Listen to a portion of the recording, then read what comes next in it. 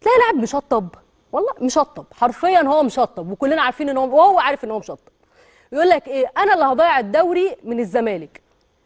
يا حبيبي روح شوف ملفاتك في المحكمه الدوليه الرياضيه، يعني انت بتدخل الزمالك في جمله مفيده ليه؟ انت رحت اكتر من نادي ومشوك لان انت مشطب.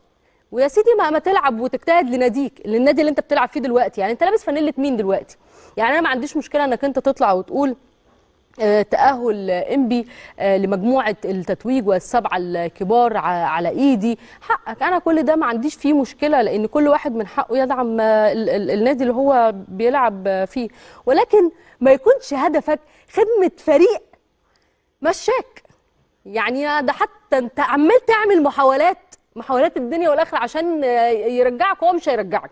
يعني انت عارف ان القصه دي مقفوله، ولكن فكره بقى انا طول الوقت عايز اظهر، وطول الوقت عايز الناس تتكلم عليا، وعايز طول الوقت افضل في الصوره. واصل انا والله يا جماعه انا اللي هضيع الدوري على من الزمالك، ايه الكلام ده؟ فدي للاسف العقليه اللي حولتك من لاعب مونديالي وانديه الخليج كلها كانت بتجري وراك، ولاعب اساسي في منتخب مصر لما كنت في الزمالك طبعا، للي انت واصل له دلوقتي. انك يعني بتحاول تدور طول الوقت انك انت ازاي ممكن تظهر، ويوصلك برضو انك انت تبقى لاعب مشطب كوره، ولكن بيننا وبينك الملعب.